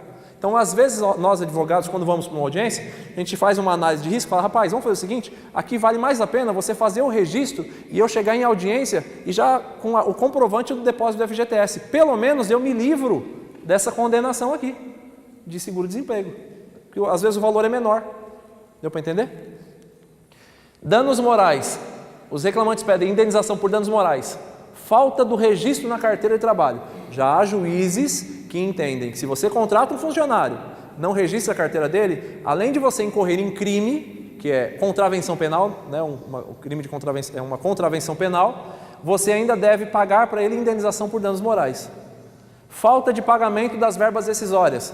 Mandou embora, não pagou nada. Tem juízes que entendem que não pagou as verbas rescisórias, que isso fere a dignidade da pessoa humana, ficar sem o salário. Então, você tem que pagar uma indenização pelos danos morais. Assédio moral é cobrar excessivamente o trabalho. Eu tive um caso de uma gerente de banco que ela tinha, na virada do dia, ela não podia ter as contas que ela administrava com saldo negativo. O assédio era tão grande para ela cumprir essa meta, que ela tirava dinheiro, no final da tarde ela tirava dinheiro do bolso dela, ia no caixa eletrônico e fazia o depósito para depois cobrar esse dinheiro do correntista. Olha que absurdo, funcionário colocar dinheiro do próprio bolso, o gerente do banco colocar dinheiro do próprio bolso na conta de um correntista só para não sofrer o assédio e a vergonha de ter na sua carteira clientes inadimplentes. Eu queria uma gerente dessa. Eu queria uma gerente dessa. Isso é uma coisa maravilhosa, né não? E assédio sexual. Eu tive um caso de condenação em R$20 mil de indenização por danos morais, porque o rapaz do RH, uma empresa que a gente dá assessoria, o rapaz do RH chamava ela, a moça de de nomes assim, né? Gostosa, umas coisas assim, seria. Chamava de gostosa, assediava, né? E ficava chamando ela para sair e passava a mão nas nádegas dela. E aí foi em audiência. Antes da audiência eu chamei esse cara e falei, rapaz, ele é o dono da empresa. Eu falei, rapaz, ela está dizendo que você fez isso. Você fez? Não, doutor, jamais. Nunca teria feito isso. Não fez? Não, não. Então tá bom. Se provar, eu vou te demitir por justa causa. Vamos para a audiência. Chegou lá, rapaz, 3 testemunhas. Primeiro que a reclamante, quando foi dar o depoimento, começou a chorar. Chorava compulsivamente. O juiz falou, olha, estou decretando sigilo processual, fecha a porta, sai todo mundo, só vai ficar os advogados e as partes. Todo mundo embora, fecha aqui. Agora é segredo de justiça. Ela contou que ele fazia isso, aquilo, e ele sentado do meu lado. Eu olhava para ele e falava, rapaz, isso vai dar porcaria, já estou até vendo. E contou toda a história. Vamos ouvir as testemunhas dela. 3 testemunhas. Não, eu fazia mesmo, passava a mão nas nádegas, isso, aquilo, outro. Falei, lascou. Falei pro dono da empresa, rapaz, eu não sou Deus não faço milagre não, cara. Pô, doutor, mas eu não sabia. Eu falei, eu não tenho culpa. Eu falei, então, o assédio moral compete à empresa assegurar um ambiente de trabalho tranquilo, harmonioso. Você, enquanto dono da empresa, tinha que criar mecanismos onde essa reclamante, onde essa funcionária pudesse levar ao seu conhecimento que estava sofrendo assédio. Um reclame aqui, uma pesquisa de satisfação interna, você nunca disponibilizou uma forma dela te falar isso, então você tem responsabilidade. Bom, R$20 mil de condenação, esperei o trânsito em julgado, chamei ele, demiti por justa causa e falei, ó, não vou pagar suas verbas decisórias, se quiser entrar com uma reclamação trabalhista eu vou te processar, vou cobrar isso aqui de você. Ele entrou com a reclamação trabalhista, sim ou não? Lógico que não, ia sair mais caro que as verbas decisórias. Vamos lá, responsabilidade solidária subsidiária. Duas ou mais empresas se beneficiam da mão de obra do funcionário. Eles pedem a responsabilidade pelo pagamento das empresas do grupo econômico, da empresa sucessora ou da empresa tomadora da mão de obra. Tá certo? E é muito comum prestadores de serviço. Olha só, eu, empresa, indústria, eu vou e faço assim, quer saber, eu vou terceirizar minha portaria e minha vigilância. Aí eu terceirizo. Oi? Chama o grupo SIGA para fazer a portaria e vigilância. Chama o Adalto. Adalto, faz aqui a portaria e vigilância. O Adalto vai lá. Só que o Adalto, ele não deposita FGTS. O Adalto não recolhe o INSS do reclamante. Recolhe. O Adalto, ele não faz controle de jornada. O Adalto, ele faz o cara trabalhar 12 por 36 e não dá o descanso intra-jornada de 1 hora. O cara não tem quem cubra ele e ele não paga essa 1 hora no Olerite. Depois de 5 anos, o funcionário sai. Aí ele entra com uma reclamação trabalhista contra quem?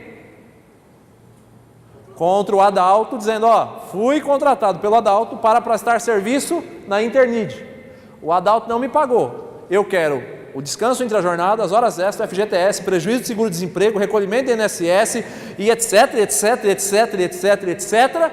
E além disso, juiz, eu quero que o senhor condene a Internid a ser responsável solidária pelo não pagamento. A gente, enquanto Internid, a gente chega lá e faz cara de samambaia. Sabe o que a gente faz? O que o advogado da Internid faz? Nada. A gente chega lá e fica fazendo assim, ó, cara de samambaia. O que eu posso fazer? Nada. Porque quem é que tem que provar tudo aquilo que ele está falando? O Adalto. O Adalto não comparece na audiência e toma uma revelia. Ele pode não comparecer na audiência e tomar uma revelia? Pode. O que vai acontecer comigo? Me lasquei. Porque ele vai ser condenado a pagar tudo aquilo, deveria ter defendido o mérito, não defendeu, e o juiz vai me condenar a pagar subsidiariamente caso ele não pague. Ó, que roubada que eu entrei. É por isso que a maioria das tomadoras de serviço de mão de obra terceirizada exigem que mensalmente seja apresentado o quê? Guia da GPS devidamente paga, a guia do FGTS devidamente recolhida, porque se ele não pagar, sobra para mim, então eu vou fiscalizar ele, porque eu tenho esse direito de fiscalizá-lo. Ofícios, Delegacia Regional do Trabalho, Ministério do Trabalho e Emprego, Caixa Econômica Federal e Sindicato. Eles pedem, os reclamantes, expedição de ofício para apurar irregularidades. Na prática, eu só vi um ofício funcionar, quando o funcionário recebe seguro-desemprego e entra pedindo reconhecimento de vínculo. Ele recebeu o seguro-desemprego quando não tinha registro em carteira. Aí ele entra e diz assim, ó, eu quero que reconheça o vínculo, mas eu estava recebendo seguro. Se você chega em audiência e fala, excelência, não registrei, porque ele estava recebendo seguro-desemprego, o juiz expede um ofício para, não sei se para a Caixa Econômica, para que informe se ele recebeu o seguro-desemprego, e se recebeu, o juiz vai mandar um ofício de graça para o Ministério Público do Trabalho instaurar um processo criminal contra o funcionário. Ele se lasca. Então, se o funcionário chegar para você e disser assim, olha, eu quero trabalhar, mas não quero ser registrado, beleza, me dá prova aqui do seu protocolo de seguro-desemprego. Isso, guarda aqui. Se amanhã ou depois você entrar pedindo reconhecimento desse período, eu te lasco, hein? Tenho prova aqui. Na verdade está errado, porque o correto é, começou a trabalhar, em até 48 horas eu tenho que registrar. Mas é uma forma de se proteger. Adicional de insalubridade, pedem pagamento de 10, 20 ou 40% sobre o salário mínimo. Aí tem uma NR15 que só tem 85 páginas, tá? Essa NR é uma instrução normativa, uma norma regulamentadora, que só tem 85 páginas, que fala o que é ruído, o que é calor, o que é radiações ionizantes, hiperbáricas, radiações não ionizantes, blá blá blá blá blá blá blá blá blá blá blá blá blá. E tudo isso aqui, se comprovado, se caracterizado, tem os adicionais. Rescisão indireta, isso é muito comum. O funcionário está trabalhando e ele diz, não vou mais trabalhar e eu quero a minha rescisão indireta. Ou ele está trabalhando e entra com a reclamação trabalhista trabalhando, dizendo, eu quero minha rescisão indireta. Se ele provar, com base no artigo 483, que foram exigidos serviços superiores às suas forças, for tratado pelo empregador por seus superiores hierárquicos com rigor excessivo, não cumprir o empregador as obrigações, ele tem o direito de ter o seu contrato rescindido. Ou seja, ele entra com uma reclamação e diz, excelência, eu tenho o direito de rescindir o meu contrato e receber as minhas verbas rescisórias e a multa fundiária. Por quê? A empresa, ela é merecedora de uma justa causa. Não é justa causa que a empresa dá para o empregado, é a justa causa que o empregado dá para a empresa. Isso é muito comum, tá? Rescisão indireta.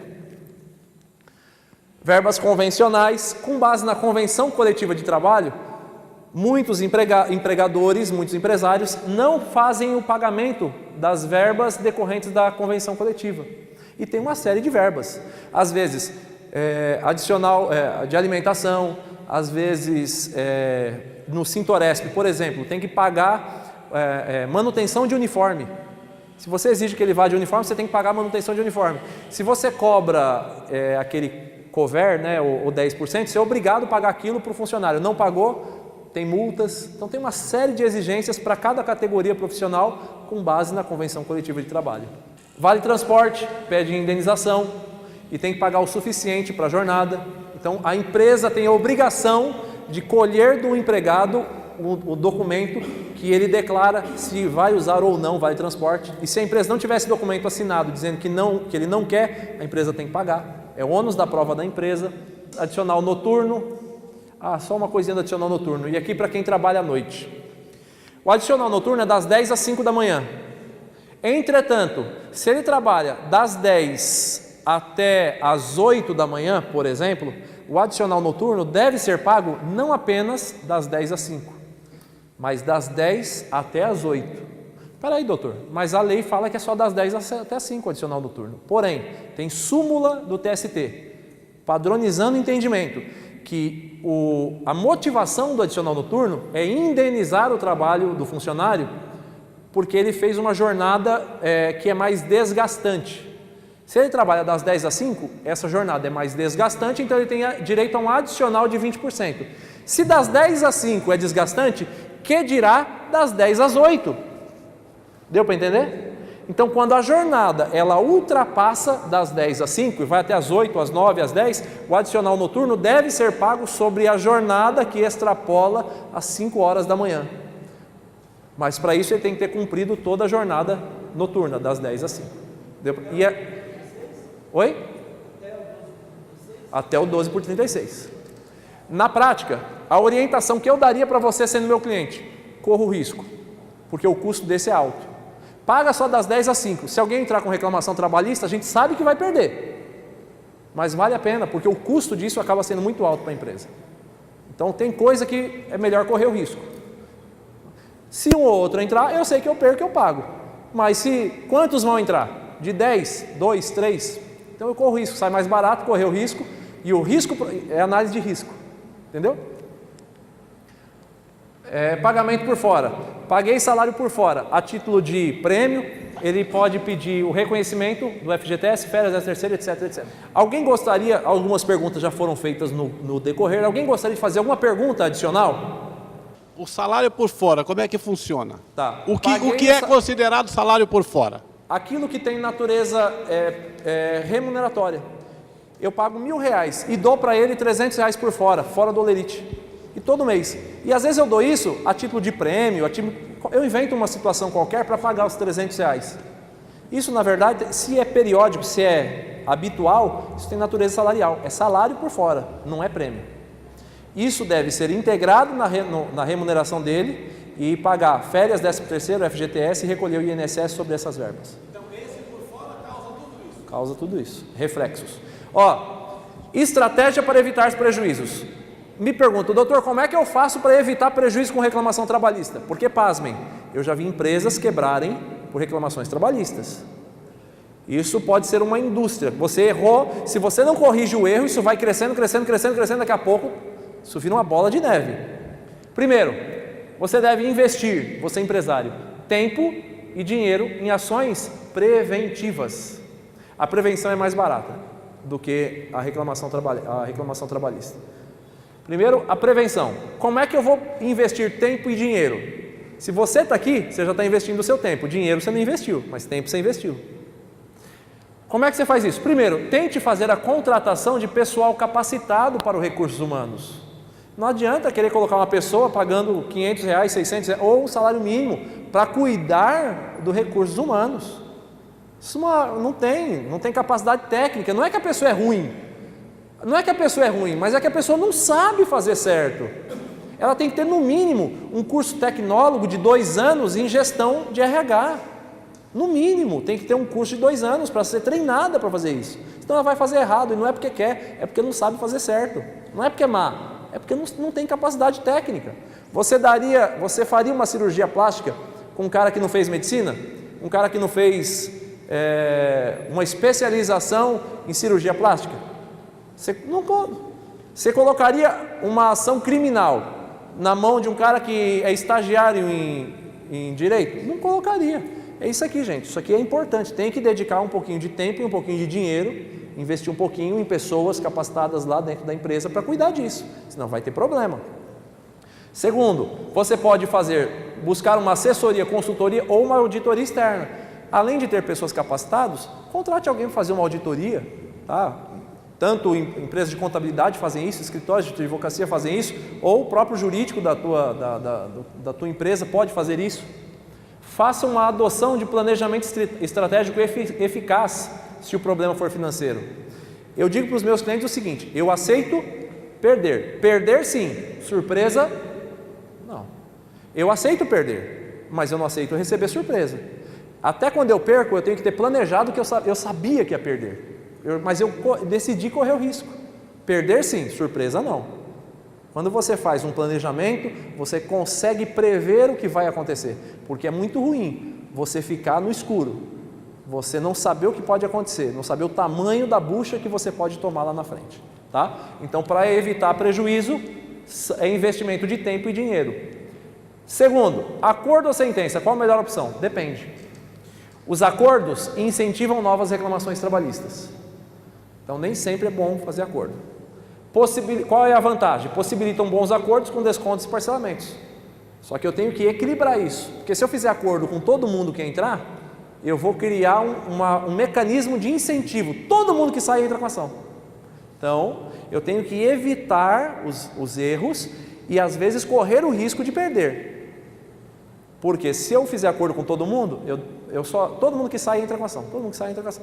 Fiz um corte, tenho 100 funcionários, cortei 20. O primeiro que entrou com a reclamação trabalhista eu fiz acordo. O que você acha que vai acontecer? Os 20 vão entrar. Porque é fácil. Devo esperar a sentença? Às vezes sim, porque elas desestimulam novas ações e o êxito depende das provas produzidas no processo. Às vezes o reclamante tem até direito, mas ele não produziu a prova, ele perdeu o seu direito. Os acordos podem ser realizados a qualquer momento, então às vezes não é interessante fazer o acordo agora. Vamos dar uma barrigada nesse processo, mesmo sabendo que eu vou perder. Fiz uma análise de risco e estou sabendo que eu vou perder, mas não vale fazer agora. Joga isso para frente, porque ele vai perder, aquele reclamante vai perder o vínculo com os outros colegas de trabalho. Passou 2 anos que eu estou tocando aquela ação, eu posso fazer acordo, porque este acordo, passou 2 anos, aqueles funcionários que foram demitidos na mesma época, prescreveu o direito de ação. Deu para entender?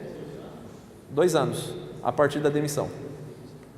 2 anos da rescisão de contrato, ele não tem mais direito de entrar com ação. Prescrição de 2 anos. Vamos lá. Perguntas?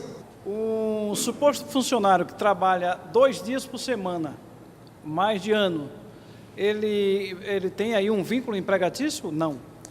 Depende. Como sempre, né? É um raiva.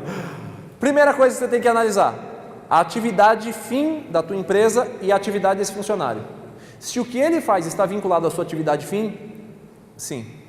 Eu, enquanto escritório de advocacia, eu não posso ter um advogado trabalhando 2 vezes por semana sem registro em carteira. Por quê? Porque o que ele faz está vinculado à minha atividade fim. Eu vendo serviços jurídicos.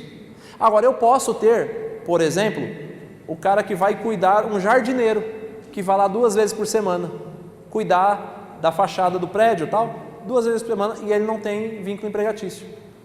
Por quê? Se for até 2 vezes por semana e se a atividade dele não está vinculada à minha atividade fim.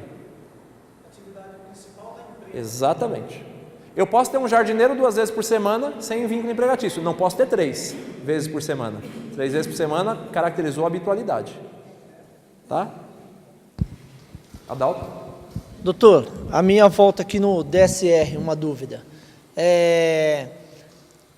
Trabalhando 12 por 36, a lei geral aí fala que eu tenho que descontar um descanso semanal. No 12 por 36 torna lucrativo para o meu funcionário faltar. Então, minha pergunta é, eu posso ele ter uma falta, eu descontar um DSR, ou é um só semanal? Se ele tiver uma falta, você pode descontar o DSR dele. Uma falta, um DSR. Uma falta, um DSR. Se ele tiver uma falta por semana, um DSR. Se ele tiver 2 faltas por semana, um DSR. Torna Se ele tiver 3 faltas ele. por semana, um DSR. Torna lucrativo para ele. Oi? Torna lucrativo para ele faltar. Não sei, é lucrativo perder salário? Não é. Ele é punido, porque ele perde o descanso semanal remunerado. É porque a gente tem um DSR, um descanso semanal remunerado por semana. Não existe 2, é um. A não ser que haja um feriado no curso da semana. Né? Mas a legislação fala que é apenas um. Mais alguém? Só uma pergunta do Vale Transporte. É que tem alguns contadores.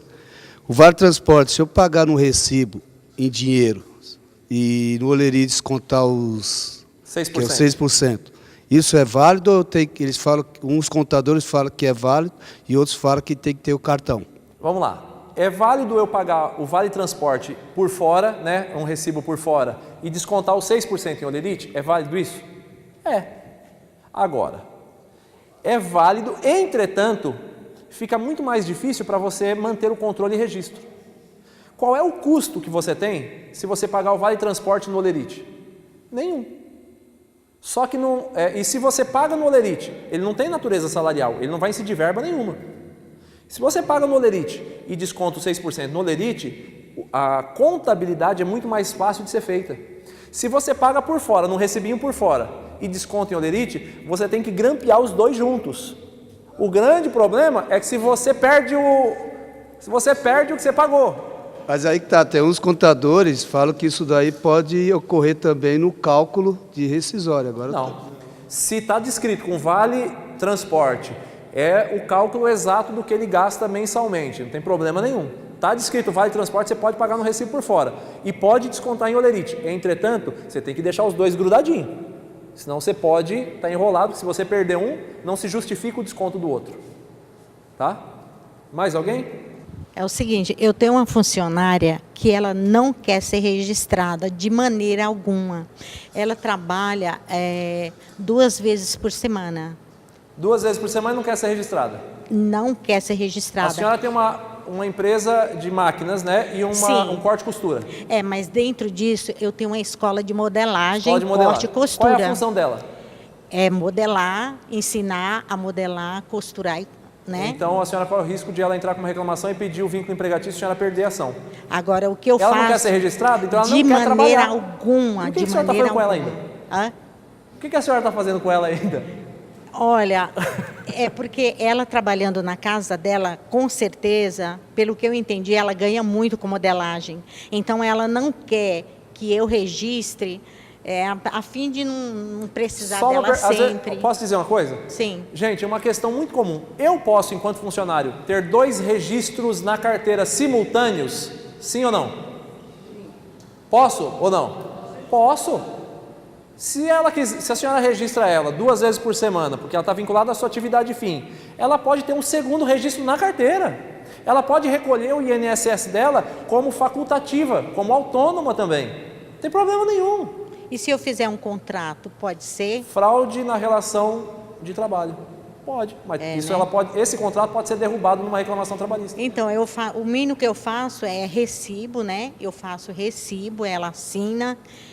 cada vez que ela recebe, ela Qual o nome recebe da senhora semanal. mesmo? Maria José. Dona Maria José, se amanhã a senhora receber uma carta de citação do fórum e a senhora me procurar e me contar essa história, sabe o que eu vou dizer para a senhora? Nós estamos enrolados, hein? Dona Maria José, nós estamos enrolados. Né? Porque é o seguinte, se ela trabalhava 2 vezes por semana, mas a atividade dela está vinculada à sua atividade fim, nós corremos um grande risco de perder essa ação. Ter que recolher o INSS dela dos últimos 30 anos, ter que recolher o FGTS dos últimos 30, ter que pagar férias e 13º dos últimos 5, ter que pagar, tudo com multa, tá? Não é sem multa não. Multa e juros de 1% ao mês, mais variação da TR. Nós estamos enrolados. Então, É ou mais seja, barato a senhora registrar a carteira dela. mas ela não quer o que eu posso Manda fazer. embora, não é faculdade Manda embora, dela. então. É lógico, Tá bom. coisa, mãe. Eu vou então, ficar já criando uma pensei cobra pra me nisso. morder? Ó, não tem como, não existe isso. Não quer trabalhar, quer, então eu tenho que te registrar, minha filha. Ué, não tem essa. Não, atenção, se o funcionário fizer uma carta assim, ó, eu, fulana de tal, declaro que não quero ser registrada. Aí eu contrato a pessoa. Aí ela entra com uma reclamação trabalhista, aí você chega no advogado e fala, doutor, é o seguinte, ó, eu não registrei ela porque ela me deu essa cartinha. Sabe o que eu vou dizer para a senhora? Estamos lascados. Sabe por quê? Direito trabalhista é direito irrenunciável. Ninguém pode renunciar a um direito trabalhista. É direito dela e ela não tem autonomia para dizer que não quer o direito dela. Assim como a senhora não pode tirar o direito dela, ela também não pode tirar o direito dela. Entendeu? E se eu demiti-la? Sugestão que eu te dou, tenta fazer um acordo para romper ou para registrar a carteira dela. Tá certo. Ou registra ou faz um acordo, porque a senhora ficou meio que na mão dela agora. E a pior coisa que tem é o empregador, o empresário que fica na mão do empregado, com medo do empregado. Isso é uma roubada, hein? O empresário que tem medo do empregado porque tem rabo preso, isso é um perigo. Eu já fui contratado para ir na empresa demitir todos os funcionários. Sabe por quê? O meu cliente não estava conseguindo pagar salário. Aí ele não conseguia entrar na empresa. Literalmente ele perdeu o domínio da empresa. Os funcionários é que dominavam a empresa. Ele não conseguia ir na empresa. Ele chegou e me contratou, doutor, pelo amor de Deus. Olha, estou uma semana sem aparecer na empresa e eu não posso aparecer lá. Eu falei, por quê? Porque eu não estou pagando salário e se eu for lá acho que eu vou apanhar. Eu falei, não, fica tranquilo que eu resolvo o seu problema. Me contrata que eu vou lá demitir todo mundo. Ele me contratou, cheguei lá, chamei todo mundo, falei, gente, é o seguinte, assina aqui, está todo mundo demitido. Mas por quê? Porque está todo mundo demitido. Mas o senhor pode? Posso, eu sou advogado, está aqui a procuração, vaza. Dá a chave aqui, porque nem a chave ele tinha da empresa dele. É mole o negócio desse. O cara perdeu o controle. Mais alguma pergunta? Muito obrigada. Aqui, a senhora aqui, ao lado. É cada uma que a gente vê, viu? O Adalto, nesse dia eu quase tive que levar segurança para não apanhar. A minha dúvida é sobre assédio moral. Assédio moral. Como que é provado assédio moral? Como que o funcionário pode provar? Depende do assédio. Assédio sexual, né? Que também... Não, moral mesmo. Moral. Tá, o assédio assim, moral. e-mail, por exemplo, pode Esse ser caso dessa considerado? gerente, nós fizemos prova de que ela cobravam dela o batimento de metas e nós fizemos prova de que ela estava com problemas psicológicos. Ela foi no psicólogo e conseguiu laudos que ela estava com depressão por conta daquele assédio. Então é prova do excesso de cobrança e prova do prejuízo moral que ela está tendo, do assédio, do sofrimento, da dor, normalmente com laudo psicológico. Mas eles não podem usar e-mail, por exemplo, e dizer que foi um Pode. Agora, não adianta ter apenas e-mail se não tem o dano. O assédio moral só se caracteriza não pela cobrança, mas pelo reflexo dessa cobrança em um abalo moral, em um abalo psicológico. Mais alguém? Mensalmente nós fazemos uma palestra com temas diversos e vocês vão estar recebendo, sempre serão muito bem-vindos, querendo convidar outras pessoas também, fiquem à vontade. Muito obrigado pela atenção, muito obrigado pela palestra. Omar? Então, muito obrigado, Deus abençoe a todos, muito obrigado.